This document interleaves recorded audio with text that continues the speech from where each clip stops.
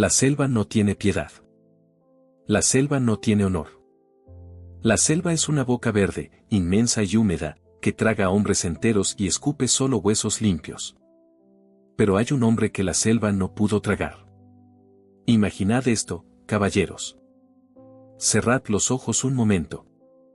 Imaginad que el tiempo se ha detenido. No hay relojes, no hay calendarios, no hay noticias del mundo exterior. Solo existe el ciclo eterno del sol y la luna, la lluvia y el calor sofocante. Estáis en la isla de Lubán, en las Filipinas. Es de noche. El aire es tan espeso que casi se puede masticar, huele a tierra mojada, a vegetación en descomposición, a sudor rancio y a aceite de armas. En la oscuridad, una figura se mueve. No hace ruido. Ni una rama cruje bajo sus botas, que ya son más parches que cuero. Sus ojos escanean las sombras con la precisión de un depredador nocturno. No es un fantasma, aunque los lugareños así lo creen. Es un hombre. Un soldado. Su uniforme está hecho jirones, cosido 1000 veces con fibras de corteza de árbol y devoción fanática. En sus manos, sostiene un fusil Arisaka tipo 99.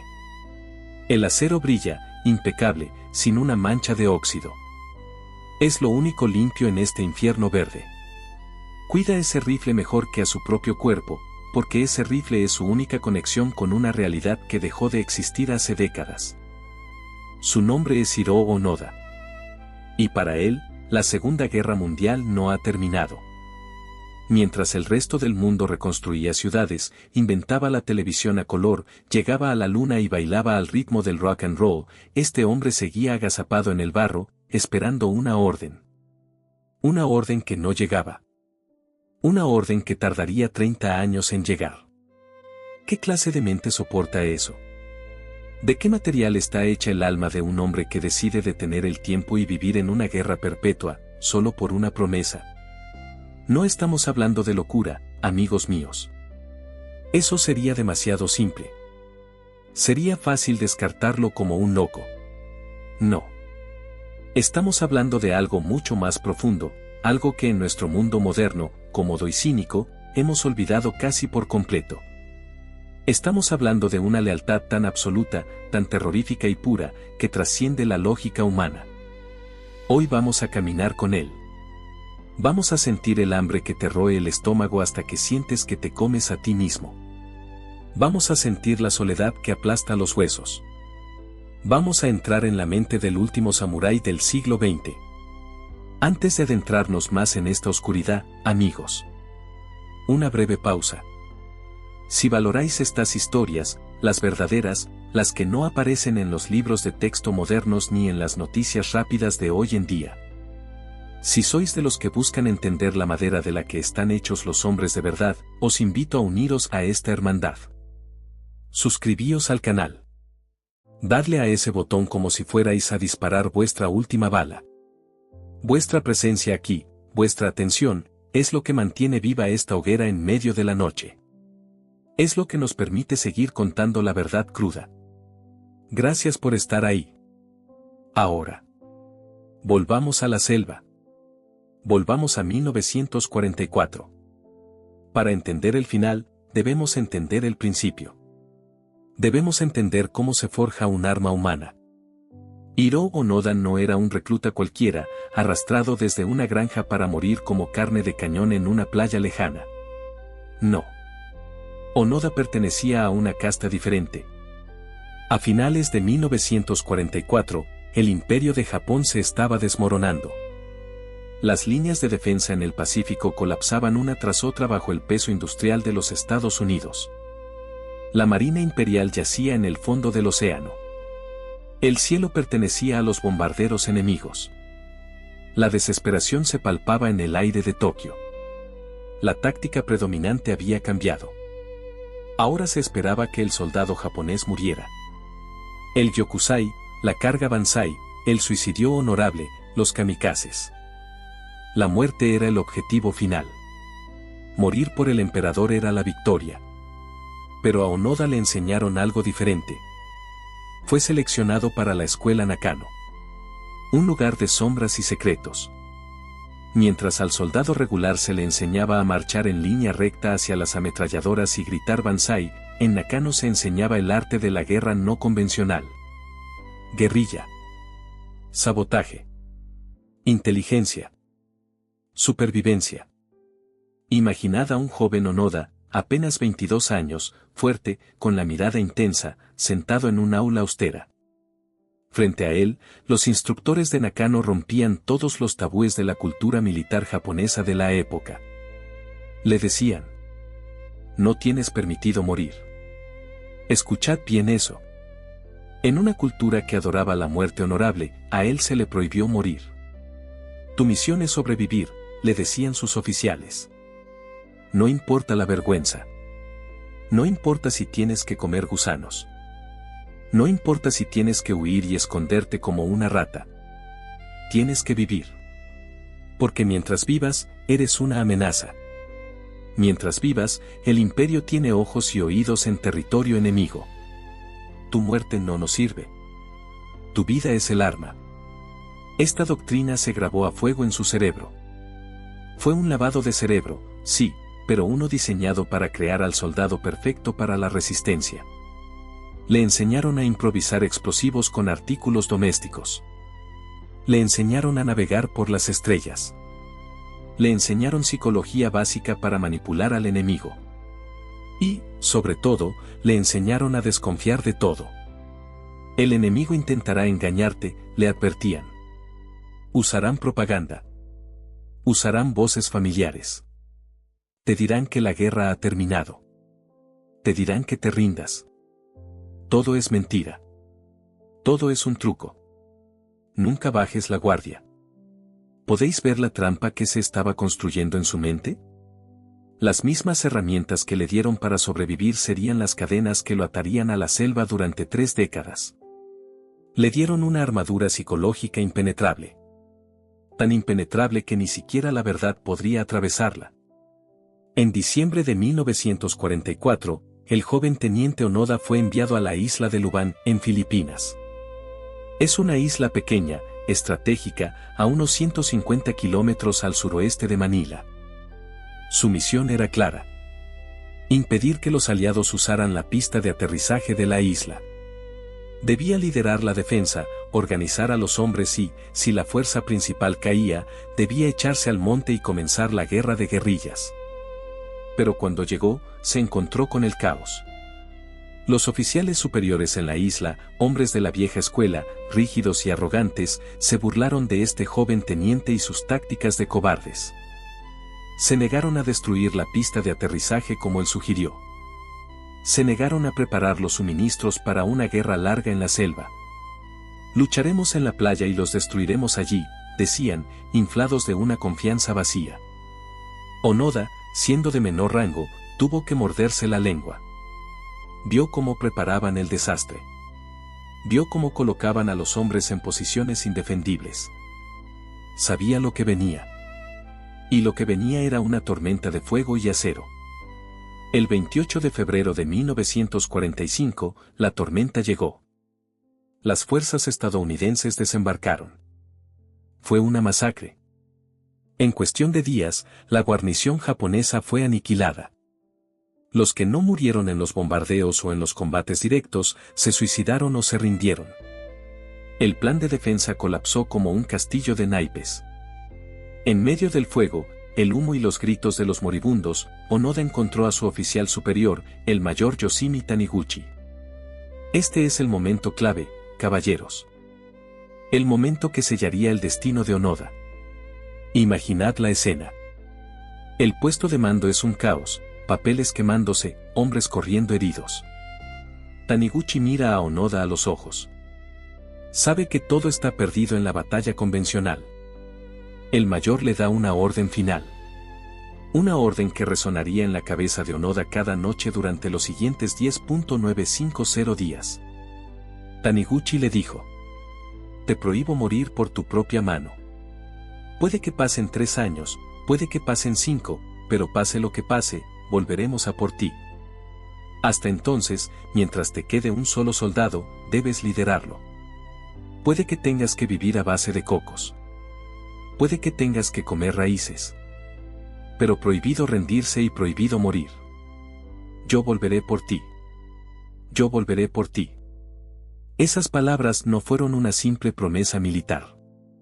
Para un hombre como Onoda, criado en el código del honor, eso fue un juramento sagrado. Fue un pacto de sangre. Su superior, la voz del emperador, le había dado una misión de vida o muerte. Y Onoda no era un hombre que rompiera sus promesas. Taniguchi se fue.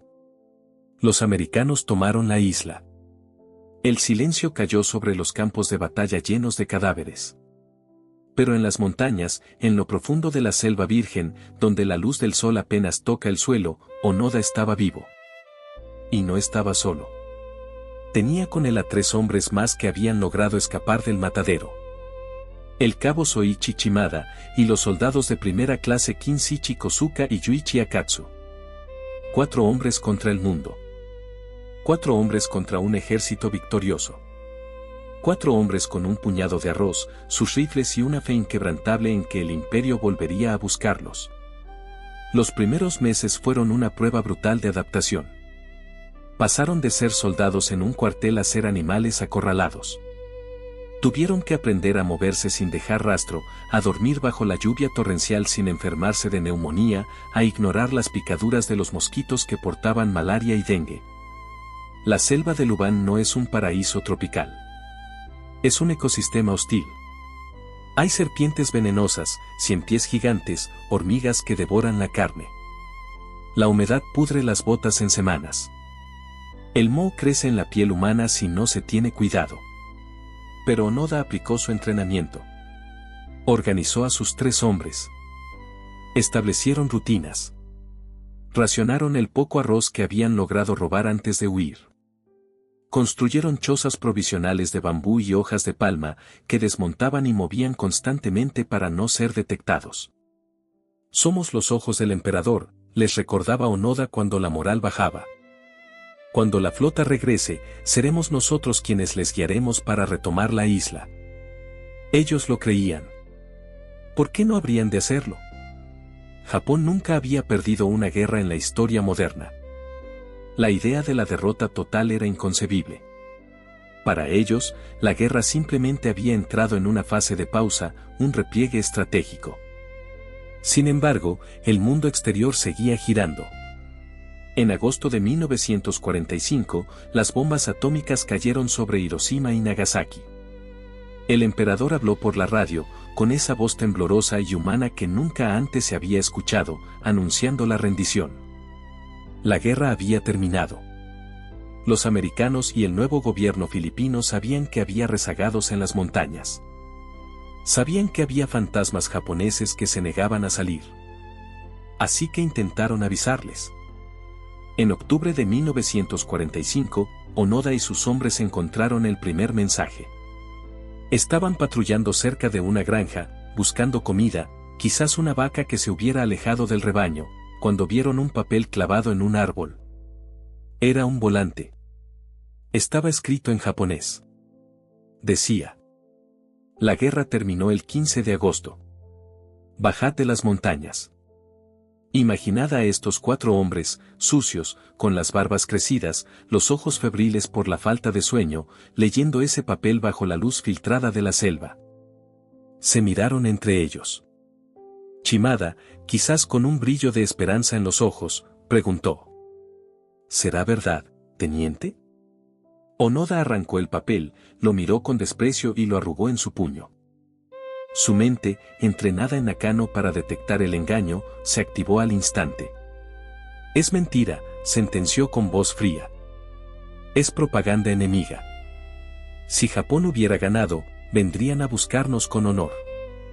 Si Japón hubiera perdido. No, Japón no puede perder. Y si hubiera perdido, no estarían pidiendo que bajemos, estarían cazándonos. Esto es una trampa para que salgamos al descubierto y nos maten como perros. El análisis parecía lógico desde su perspectiva paranoica. ¿Por qué los americanos, sus enemigos mortales, querrían que bajaran pacíficamente? Seguramente para torturarlos y ejecutarlos. Así que ignoraron el mensaje. Y siguieron luchando. Pero la lucha de Onoda no era una guerra de grandes batallas. Era una guerra de miseria y sigilo. Era una guerra contra el aburrimiento y la desesperación. Su vida se convirtió en un ciclo interminable de supervivencia. Cuando se acabó el arroz, tuvieron que robar. Bajaban a las aldeas cercanas en la oscuridad de la noche. Robaban plátanos, cocos, a veces mataban una vaca de los campesinos locales. Para los aldeanos de Lubán, estos hombres se convirtieron en demonios. El yokai de la montaña. Asesinaban ganado, quemaban cosechas que consideraban suministros enemigos y, en ocasiones, hubo tiroteos con la policía local o con granjeros armados que defendían sus tierras. Es importante que entendáis esto. Onoda no era un ermitaño pacífico. Era un soldado en activo. Él creía que los campesinos eran espías o colaboradores del enemigo, y por tanto, objetivos militares legítimos. Disparaban a matar si se sentían amenazados. La gente moría. El miedo se extendía en la isla. Pasaron los años. 1946, 1947, 1948. La ropa original se desintegró. Las botas se pudrieron. Y aquí es donde entra el ingenio desesperado de Onoda. Imaginad tener que mantener un uniforme militar durante años sin hilo, sin tela nueva, sin agujas. Onoda usaba cortezas de árboles jóvenes para hacer hilo improvisado. Usaba trozos de tiendas de campaña viejas para parchar sus pantalones. Cada remiendo era una obra de ingeniería. Mantenía su apariencia lo más militar posible. Afeitarse era un ritual. Usaban el filo de sus cuchillos o trozos de vidrio roto. ¿Por qué? Porque un soldado sucio y desaliñado es un soldado derrotado. Mantener la disciplina era lo único que los separaba de convertirse en bestias salvajes. Pero la mente humana es frágil. La tensión constante empezó a cobrar su precio. En 1949, uno de ellos se quebró. Yuichi Akatsu. Era el más débil del grupo, física y mentalmente. No tenía la formación de acero de Onoda. Empezó a alejarse del grupo, a murmurar solo. Una noche, simplemente desapareció. Onoda y los otros dos pensaron que se había perdido o que había muerto. Pero Akatsu había desertado. Bajó de la montaña, esquelético y enfermo, y se rindió a las autoridades filipinas en 1950. Esto fue un golpe terrible para Onoda. No porque perdiera a un hombre, sino por lo que significaba. Akatsu nos ha traicionado, pensó. Ahora el enemigo sabe dónde estamos. Ahora saben cuántos somos. Enviarán más tropas. En lugar de hacerles dudar sobre si la guerra había terminado, la rendición de Akatsu solo reforzó la paranoia de Onoda. Se adentraron más en la selva. Se volvieron más invisibles. Más letales. La rendición de Akatsu, sin embargo, alertó al mundo. Los soldados japoneses seguían ahí. Japón, ahora una nación en paz y reconstrucción, se horrorizó. Enviaron misiones de búsqueda. Familiares, compañeros de escuela, incluso dejaron caer cartas y fotos de las familias desde aviones sobre la selva. Imaginad esto. Estás en la selva, y del cielo caen fotos de tu hermano, de tu madre, cartas escritas con su caligrafía diciéndote que vuelvas a casa, que todo acabó. Cualquier hombre normal habría corrido llorando hacia la civilización. Pero Onoda no era un hombre normal. Él miraba las fotos y su cerebro, retorcido por el adoctrinamiento de Nakano, encontraba errores. Esta foto está trucada, decía Kosuka. Sí, respondía Onoda. Mira las sombras. Mira la fecha en el periódico que sostiene mi hermano. Es falso. Los americanos son muy hábiles. Han obligado a nuestras familias a escribir esto bajo tortura. O peor, han creado copias perfectas. Si bajamos, deshonraremos a nuestras familias que están sufriendo para protegernos. La lógica circular era perfecta. Cuantas más pruebas les daban de que la guerra había terminado, más convencidos estaban de que era un truco elaborado por el enemigo. ¿Por qué gastarían tantos recursos, aviones y tiempo solo para capturar a 3 soldados, a menos que la guerra siguiera y ellos fueran vitales para la causa? Su propio ego, alimentado por el deber, les impedía ver la realidad. Se sentían importantes. Se sentían la última línea de defensa. Los años 50 pasaron. La década de Elvis, de Marilyn Monroe, de los coches con aletas grandes. Y en la selva, 3 hombres seguían en 1945. Comían ratas cuando no había otra cosa. Cazaban cerdos salvajes. Hervían agua de río. Y cada noche, limpiaban sus rifles. Desarmaban el cerrojo, aceitaban cada pieza con aceite de coco que ellos mismos procesaban y volvían a armarlo. Clic, clac. El sonido de la disciplina. Pero la muerte, paciente, seguía sus pasos. En 1954, llegó el segundo golpe. Hubo un tiroteo con una patrulla de búsqueda, que ellos creían que eran comandos enemigos. El cabo Chimada recibió un disparo en la pierna. Sin medicinas, sin antibióticos, la herida se convirtió en una agonía lenta. Onoda lo cuidó lo mejor que pudo, con hierbas y rezos silenciosos. Chimada se recuperó un poco, pero quedó cojo y débil. Unos meses después, en mayo de 1954, en otro enfrentamiento en la playa de Gontin, Chimada fue abatido. Un disparo certero en la frente. Cayó sin decir una palabra. Onoda y Kosuka tuvieron que huir, dejando el cuerpo de su camarada atrás. No hubo entierro. No hubo ceremonia. Solo la huida jadeante hacia la espesura, con el corazón martilleando contra las costillas. Ahora solo quedaban 2. Onoda y Kosuka. 2 hombres. Hermanos de armas. Unidos por la locura y el honor. Durante los siguientes 18 años, estos 2 hombres vivirían en una simbiosis perfecta. No necesitaban hablar para entenderse. Se movían como una sola entidad. Se vigilaban el sueño mutuamente. Si uno enfermaba, el otro cazaba para los 2. Se convirtieron en maestros de la selva. Conocían cada barranco, cada cueva, cada árbol frutal de la isla de Lubán. Podían oler la lluvia antes de que cayera.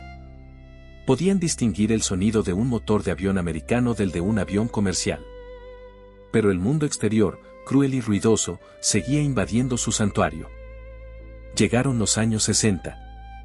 Los transistores. En una de sus incursiones a una cabaña robada, encontraron una radio. La llevaron a su escondite. Escuchaban noticias. Escuchaban sobre los Juegos Olímpicos de Tokio en 1964. Escuchaban sobre el milagro económico japonés. ¿Cómo racionalizaron esto? Japón ha prosperado bajo la ocupación enemiga, teorizaba Onoda. Es un gobierno títere. El verdadero gobierno imperial está en el exilio, quizás en Manchuria, preparando el contraataque. Estas noticias son para mantener a la población dócil. Nosotros debemos resistir hasta que el verdadero emperador regrese. La capacidad de la mente humana para negar la realidad cuando ésta choca con nuestras creencias fundamentales es aterradora. Onoda y Kosuka habían invertido tanto sufrimiento, tanta juventud en su misión, que aceptar que todo había sido en vano era imposible. Era preferible la muerte a la admisión de que habían tirado sus vidas a la basura por una guerra fantasma. Y así, llegamos a octubre de 1972. Han pasado 27 años desde el final de la guerra. Onoda tiene ya 50 años. Kosuka, 51. Son ancianos para los estándares de la vida en la selva, pero sus cuerpos son fibrosos, duros como el bambú viejo. Deciden quemar una pila de arroz recolectado por los granjeros locales, como parte de su campaña de sabotaje. Es una operación rutinaria. Lo han hecho cientos de veces. Pero esta vez, algo sale mal. La policía local estaba alerta. Habían pedido refuerzos. Suenan disparos. Secos, rápidos. Kosuka cae. Un disparo en el pecho. Onoda se gira. Ve a su último amigo, su último vínculo con la humanidad, sangrando en el suelo. Intenta arrastrarlo, intenta salvarlo, pero los disparos silban alrededor de sus oídos. Kozuka le mira una última vez, exhala un suspiro ronco y muere. Onoda está solo. Completamente, devastadoramente solo. Huye hacia la oscuridad. Se mete en lo más profundo de la maleza, donde ni la luz llega. Se sienta contra un árbol, con el rifle abrazado contra el pecho. Y por primera vez en casi 30 años, el silencio es absoluto. Ya no hay nadie con quien compartir la carga. Ya no hay nadie que valide su locura. Imaginad esa noche.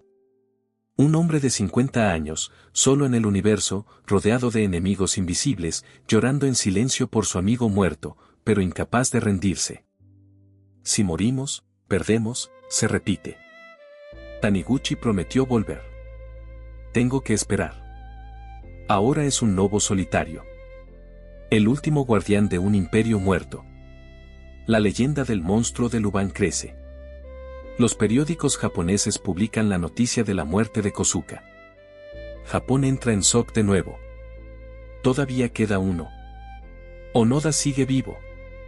Se organizan nuevas expediciones. Cientos de hombres, helicópteros, perros. Peinan la isla. Onoda los ve a todos. Se ríe de ellos desde su escondite. Es más listo que ellos. Es la selva misma.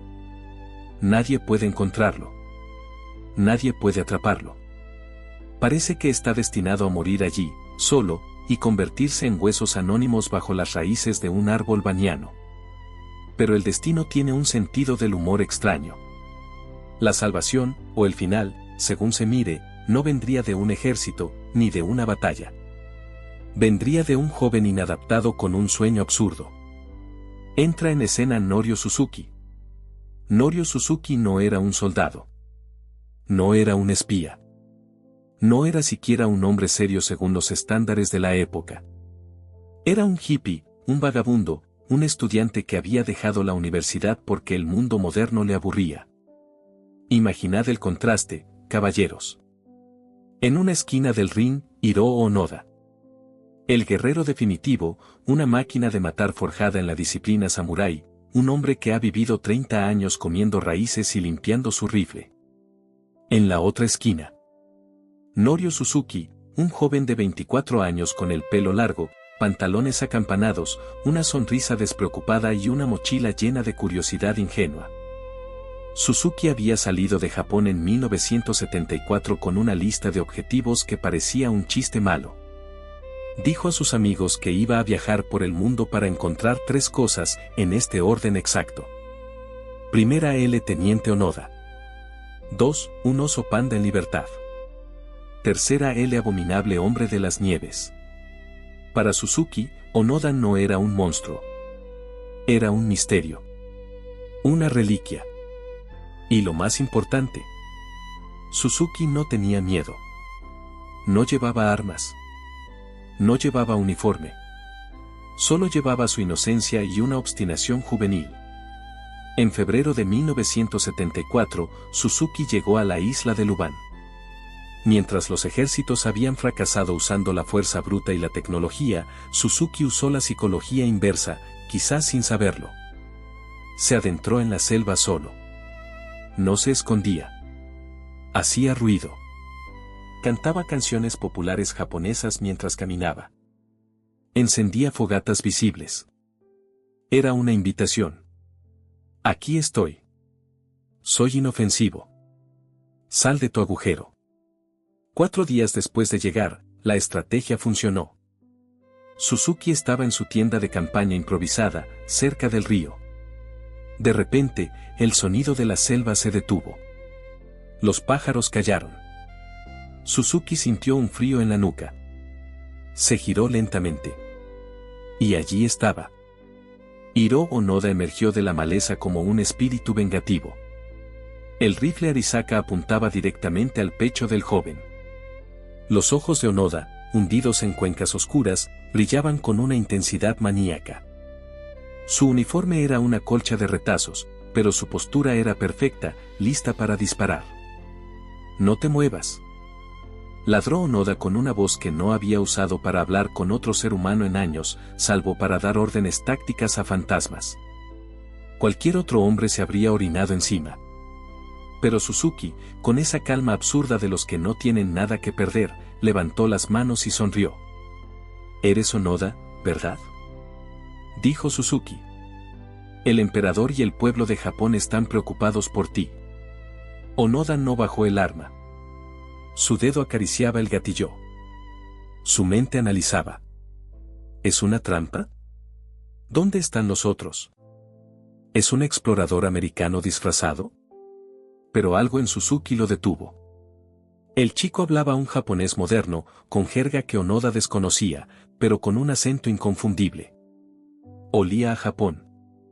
Olía a tabaco japonés, a comida japonesa que llevaba en su mochila. Y lo más importante, estaba solo y desarmado. Un soldado no envía a un niño desarmado a matar a un tigre. Onoda bajó el rifle unos centímetros. Se sentaron. Fue la conversación más extraña del siglo XX. Un viajero del tiempo de 1944 hablando con un turista de 1974. Suzuki le ofreció cigarrillos. Onoda los aceptó con manos temblorosas. El humo llenó sus pulmones y, por un momento, la tensión se disipó. Suzuki le contó todo. Le dijo que Japón había perdido. Que Tokio había sido reconstruida. Que había trenes bala. Que la economía era una potencia mundial. La guerra terminó hace mucho, teniente, insistió Suzuki suavemente. Tienes que volver a casa. Onoda escuchaba. Por primera vez en 30 años, la armadura de su negación comenzó a agrietarse. La sinceridad del chico era palpable. Pero entonces, el adoctrinamiento de la escuela Nakano se interpuso como un muro de acero. Onoda se puso de pie, rígido. Su rostro se endureció de nuevo. «No puedo irme», dijo Onoda, y su voz era piedra. «Soy un soldado. Recibí una orden directa de mi superior, el mayor Taniguchi. Él me dijo: pase lo que pase, volveremos a por ti. Hasta que mi oficial superior no revoque esa orden, yo sigo en misión de combate. No puedo rendirme ante un civil. Sería traición». Suzuki intentó discutir, pero se dio cuenta de que era inútil. No estaba hablando con un hombre lógico, estaba hablando con un código de honor viviente. Para Onoda, la muerte era preferible a romper la cadena de mando. La burocracia militar era su religión. Entonces, Suzuki hizo un trato. Una promesa de caballero. «De acuerdo», dijo el joven. «Si traigo a tu comandante, al mayor Taniguchi, y él te da la orden de rendirte, ¿bajarás?». Onoda lo miró a los ojos. Evaluó el alma del chico. «Si el mayor Taniguchi me lo ordena, bajaré. Pero escúchame bien, muchacho. Si vuelves con trucos, o si traes a policías, te mataré. Y luego me mataré yo». Suzuki asintió. Sacaron una foto juntos. Es una imagen histórica. El joven sonriente con gafas de sol y el viejo soldado con el rifle al hombro, mirando a la cámara con desconfianza. Suzuki regresó a Japón. Y esta vez, el mundo le creyó. Llevaba la foto como prueba. Japón estalló en un frenesí mediático. Lo han encontrado. El héroe perdido está vivo. Pero ahora faltaba la pieza clave. El mayor Yoshimi Taniguchi. ¿Dónde estaba el gran comandante que había ordenado resistir hasta la muerte? ¿Estaba planeando el contraataque imperial? ¿Estaba en un búnker secreto? No. La realidad, amigos míos, es siempre más prosaica y triste que la leyenda. Encontraron a Taniguchi en una ciudad tranquila. Ya no era un mayor. Era un anciano que se ganaba la vida vendiendo libros. Había dejado la guerra atrás hacía décadas. Se había casado, tenía una vida gris y pacífica. Probablemente apenas recordaba al joven teniente al que había dejado en una isla tropical 29 años atrás. Cuando el gobierno japonés llamó a su puerta y le dijo: «Onoda sigue allí». Sigue esperando tu orden. Taniguchi debió sentir un peso insoportable en el corazón. La culpa. Un hombre había sacrificado su vida entera por unas palabras que Taniguchi pronunció en 1945 y luego olvidó. Pero Taniguchi, al igual que Onoda, era un hombre de deber. Aceptó volver. El gobierno preparó la expedición. No enviaron un ejército. Enviaron a Suzuki, a Taniguchi y a un pequeño equipo de apoyo. Taniguchi desempolvó su viejo uniforme.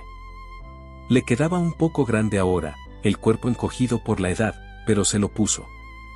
Necesitaba verse como el oficial que Onoda recordaba. Volvemos a Lubán. 9 de marzo de 1974. El calor es sofocante. Los insectos zumban como sierras eléctricas. En un claro preacordado de la selva, Suzuki y Taniguchi esperan. El aire está cargado de una electricidad estática brutal. ¿Vendrá? ¿O se ha arrepentido? De repente, una sombra se separa de los árboles. Hiro Onoda aparece. Lleva su uniforme de gala improvisado. Lo ha lavado en el río. Se ha afeitado. Su rifle Arisaka está en su hombro, brillando al sol. Camina con paso marcial, firme, orgulloso. No camina como un derrotado. Camina como un vencedor que acude a recibir nuevas órdenes. Se detiene frente a Taniguchi. A unos pasos de distancia. El silencio es absoluto. Se puede escuchar el latido del corazón de los presentes. Onoda mira a Taniguchi. Reconoce al hombre, aunque el tiempo lo ha marchitado. Ve los ojos de su comandante. Onoda golpea los talones. El sonido es seco. Saluda militarmente con una precisión geométrica. Teniente Onoda reportándose para el deber, señor R. Su voz no tiembla. Es la voz de un hombre que ha cumplido su misión. Espera que Taniguchi le diga. Bien hecho. Ahora atacaremos el cuartel general enemigo. Pero Taniguchi, con el rostro serio y la voz cargada de una tristeza infinita, saca un papel. Es una copia de la orden imperial de cese de combate. Taniguchi empieza a leer. Orden especial del jefe de Estado Mayor del 14º Ejército. Todas las unidades bajo mi mando cesarán inmediatamente las operaciones de combate. Onoda escucha. Su cerebro procesa cada palabra, pero su alma se niega a aceptarlas. Las unidades bajo el mando del teniente Onoda quedan relevadas de todo deber militar.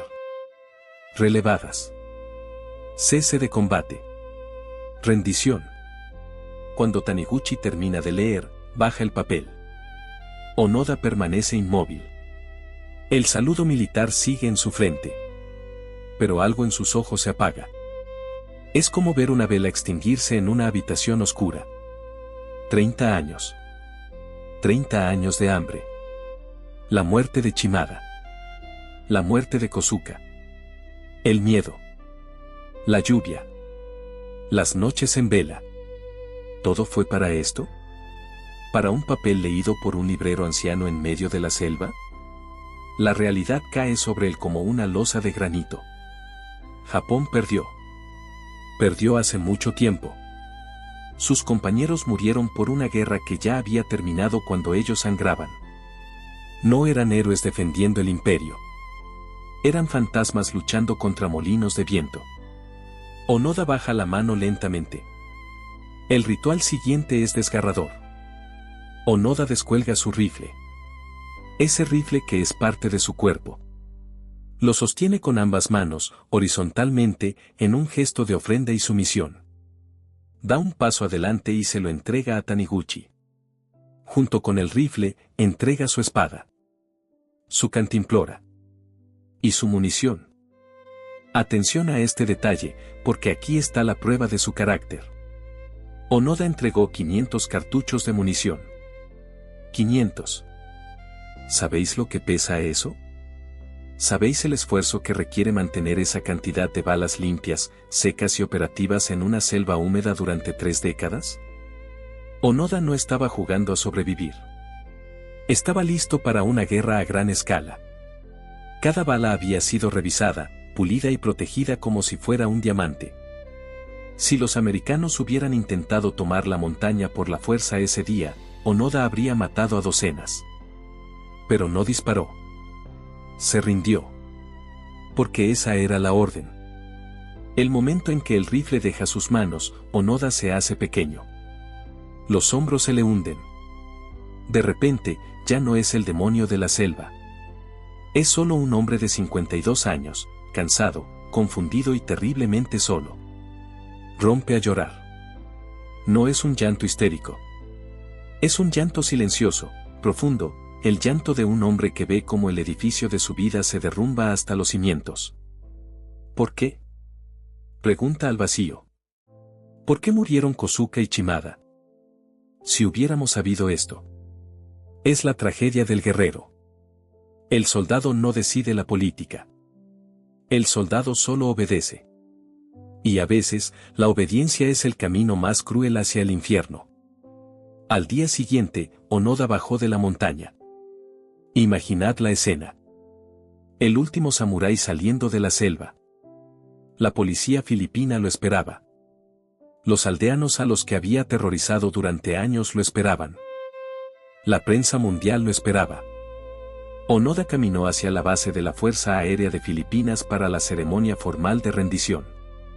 Llevaba su uniforme viejo, pero limpio. Su cabeza alta. El presidente de Filipinas, Ferdinand Marcos, estaba allí. Onoda le entregó su espada, el símbolo definitivo de su alma samurái, en señal de rendición incondicional. En un giro inesperado, y quizás polémico, el presidente Marcos le devolvió la espada. «Has sido un soldado valiente», dijo Marcos. «Te concedo el perdón por tus actos durante la guerra. Vuelve a casa». Fue un gesto político, sí. Pero también fue un reconocimiento al espíritu indomable de este hombre. A pesar de los robos, a pesar de las muertes de los granjeros, que Onoda consideraba bajas de guerra, el mundo no podía evitar sentir un respeto reverencial por su tenacidad. Onoda era libre. Pero, ¿puede un hombre ser realmente libre después de ser prisionero de su propia mente durante 30 años? Lo subieron a un avión. El ruido de los motores rugió. Mientras la isla de Lubán se hacía pequeña en la ventanilla, una mancha verde en el océano azul, Onoda debió sentir que dejaba su alma allí abajo. Aterrizó en Tokio. Y aquí comienza la segunda batalla de Hiroo Onoda. Una batalla para la que no estaba entrenado. La batalla contra la modernidad. Japón lo recibió como a un héroe. Multitudes gritaban Banzai. Banderas al viento. Los políticos querían hacerse fotos con él. Escribieron libros. Le ofrecieron dinero. Pero Onoda miraba a su alrededor y no reconocía su patria. Los hombres eran blandos. Las mujeres vestían modas occidentales. Nadie hablaba de honor, solo de dinero, de negocios, de placer. Los valores por los que él había estado dispuesto a morir, el sacrificio, la austeridad, la lealtad absoluta al emperador, parecían haber desaparecido, reemplazados por el consumismo y la superficialidad. Se sentía como un león en un zoológico. La gente lo miraba con curiosidad, pero no lo entendían. Para ellos, él era una atracción nostálgica. Para él, ellos eran traidores al espíritu japonés. La depresión lo golpeó fuerte. El silencio de la selva era terrible, pero el ruido de Tokio era peor. En la selva, al menos, sabía quién era su enemigo. En la ciudad, el enemigo era la vacuidad de la vida moderna. ¿Qué hace un guerrero cuando ya no hay guerra? ¿Qué hace un hombre que ha vivido al límite cuando se le obliga a vivir en la comodidad? Onoda tomó una decisión radical. Una decisión que demuestra que su espíritu no se había roto, solo estaba buscando un nuevo campo de batalla. Hizo las maletas. Y se fue otra vez. Esta vez no a una guerra, sino a otro tipo de frontera. Compró un billete de ida a Brasil. ¿Por qué Brasil? Porque quería tierra. Quería espacio. Quería criar ganado. Quería vivir con sus propias manos, lejos de la política y las luces de neón. Quería ser el capitán de su propio destino en un lugar donde la naturaleza todavía dictara las reglas. Se mudó a una colonia japonesa en Mato Grosso do Sul. Se casó. Se convirtió en un ranchero exitoso. Trabajó la tierra con la misma ferocidad con la que había cavado trincheras. Reconstruyó su vida desde cero, a los 53 años. Pero la historia no termina en Brasil, amigos míos. El viejo lobo tenía una última misión que cumplir. En los años 80, Onoda leyó noticias sobre Japón que le helaron la sangre. Crímenes juveniles. Un chico que mató a sus padres con un bate de béisbol. La juventud japonesa estaba perdida, sin rumbo, blanda, sin valores. Onoda sintió la llamada del deber una vez más. No el deber militar, sino el deber moral. Tengo que enseñarles, pensó. Tengo que enseñarles lo que significa ser fuerte. No para la guerra, sino para la vida. Regresó a Japón en 1984 y fundó la Escuela de Naturaleza Onoda. Era un campamento para niños. No para enseñarles a ser soldados, sino para enseñarles a sobrevivir, a respetar la naturaleza, a ser autosuficientes, a no rendirse ante la dificultad. Imaginad a este anciano, el último soldado del imperio, enseñando a niños de la era de los videojuegos a hacer fuego, a construir refugios, a mirar las estrellas. Les enseñaba que la comodidad es una trampa. Que la fuerza viene de adentro. Hiroo Onoda miraba a esos niños, pequeños, frágiles, acostumbrados al aire acondicionado y a la comida instantánea, y no veía debilidad. Veía arcilla. Arcilla blanda que podía ser moldeada y endurecida en el horno de la experiencia. La naturaleza no es cruel, les decía con esa voz rasposa que había olvidado cómo susurrar. La naturaleza es honesta. Si no haces fuego, tienes frío. Si no buscas agua, tienes sed. La naturaleza no acepta excusas. En la ciudad, podéis mentir y sobrevivir. Aquí, si mientes, mueres. Esa fue su última gran batalla. No contra los americanos, ni contra los filipinos, sino contra la complacencia del espíritu humano. La Escuela de Naturaleza Onoda no era un lugar para aprender a hacer nudos, era un templo para recuperar la virilidad perdida, la autosuficiencia y la capacidad de mirar a la adversidad a los ojos sin parpadear. Y aquí, amigos míos, llegamos al núcleo filosófico de esta historia. A la pregunta que seguramente os ha estado rondando la cabeza desde el principio, mordiéndoos como un mosquito en la oscuridad. ¿Valió la pena? ¿Fueron esos 30 años un desperdicio colosal? ¿Fue una tragedia de proporciones shakespearianas o una gesta heroica? Si le preguntabais a Onoda, su respuesta era tajante, seca como la pólvora vieja. No me arrepiento de nada. Muchos periodistas intentaron acorralarlo. Querían verlo llorar, querían que admitiera que había sido un tonto, un peón engañado por un sistema imperialista. Querían que pidiera perdón por haber tirado su juventud a la basura. Pero Onoda nunca les dio ese placer. Todo lo que hice, lo hice por deber, decía. Y cumplir con el deber nunca es una pérdida de tiempo. Es la esencia de ser un hombre. Pensad en esto un momento, caballeros. En nuestro mundo actual, medimos el éxito por la acumulación. Dinero, propiedades, títulos, likes, seguidores. Vivimos en la cultura de la inmediatez. Si algo no da resultados en 5 minutos, lo abandonamos. Somos turistas en nuestras propias vidas. Onoda era lo opuesto. Él era un habitante absoluto de su realidad. Para él, esos 30 años no fueron tiempo de espera. Fueron tiempo de vida. Vida pura, destilada al máximo. Cada amanecer en la selva era una victoria. Cada vez que lograba coser su uniforme para que pareciera digno, era un acto de afirmación personal. Aprendió a escuchar el crecimiento de la hierba. Aprendió a entender el lenguaje de los pájaros. Su mente alcanzó un nivel de claridad y enfoque que los monjes zen pasan décadas intentando lograr. Él no estaba perdiendo el tiempo. Él estaba cumpliendo una misión. Y tener una misión, un propósito claro y definido, es algo que la mayoría de los hombres modernos, trágicamente, no tienen. ¿Cuántos hombres conocéis hoy en día que deambulan por la vida como zombies, trabajando en empleos que odian para comprar cosas que no necesitan, sin saber quiénes son ni por qué están aquí? ¿Quién está más perdido? ¿El soldado en la selva que sabe exactamente cuál es su deber cada segundo del día, o el oficinista que se siente vacío mientras mira una pantalla brillante en un cubículo gris? Onoda era libre en su jaula verde. Era el rey de su pequeño reino de sufrimiento. Sin embargo, no podemos ignorar la sombra. No podemos ignorar el costo. El precio de su integridad fue la sangre de otros y la muerte de sus amigos. La soledad absoluta. Onoda pagó su billete a la inmortalidad con la moneda del dolor. Cuando regresó a la civilización, se encontró con un Japón que había cambiado el honor por el PIB. Un Japón pacífico, sí, pero castrado espiritualmente a sus ojos. Por eso se fue a Brasil. Por eso buscó la dureza de la tierra. Porque un alma forjada en el fuego no puede vivir en un mundo de plástico.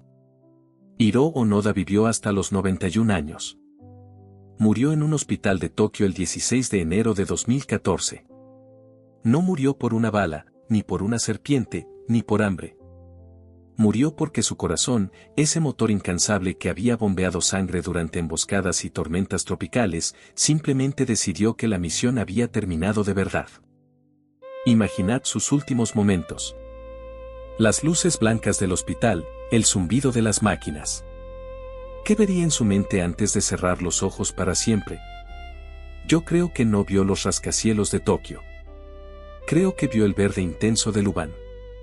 Sintió el peso reconfortante del rifle Arisaka en su hombro. Escuchó la lluvia golpeando las hojas de palma. Y vio a Kosuka y Shimada, jóvenes y fuertes, esperándolo en la orilla, sonriendo, listos para la próxima patrulla. Teniente, el área está despejada, le dirían. Y él finalmente podría descansar. Reflexión final. Caballeros, la historia de Hiro Onoda no es solo una curiosidad histórica. Es un espejo. Es un espejo oscuro en el que debemos mirarnos todos nosotros. Vivimos en tiempos líquidos. Tiempos donde la lealtad es condicional, donde la palabra dada vale poco, donde cambiamos de principio según sopla el viento de la conveniencia social.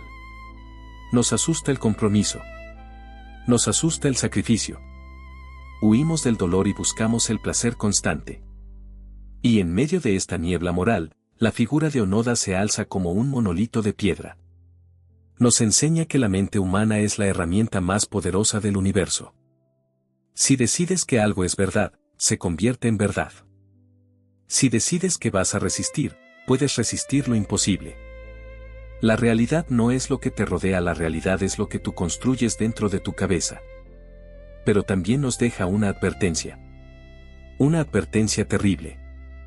Cuidado con las órdenes que seguís. Cuidado con los taniguchis de vuestra vida. Ya sean ideologías, corporaciones, líderes políticos o vuestras propias obsesiones. Aseguraos de que la guerra que estáis luchando es real. Aseguraos de que la colina en la que estáis dispuestos a morir vale la pena. Porque la lealtad ciega es un arma de doble filo. Puede convertirte en un héroe legendario, o puede robarte la vida entera mientras persigues fantasmas. Esta noche, cuando apoyéis la cabeza en la almohada, pensad en vuestra propia selva. ¿Cuál es esa lucha que lleváis años sosteniendo? ¿Cuál es ese deber que no os deja dormir? ¿Estáis esperando una orden que nunca llegará? Quizás, solo quizás, es hora de bajar de la montaña. O quizás es hora de limpiar el rifle y seguir resistiendo, si la causa es justa y es vuestra. Solo vosotros sabéis la respuesta. La selva de Lubán está en silencio ahora. La vegetación ha cubierto las huellas de Onoda. Los casquillos de bala se han oxidado y han vuelto a la tierra. Pero el eco de su voluntad, ese no me rindo que gritó contra el universo durante 3 décadas, sigue resonando. Sed fuertes. Sed fieles a vosotros mismos. Y, sobre todo, no dejéis que el fuego se apague, incluso cuando la lluvia sea torrencial. Buenas noches, caballeros. Que vuestros sueños sean tan claros y decididos como el acero de un viejo rifle.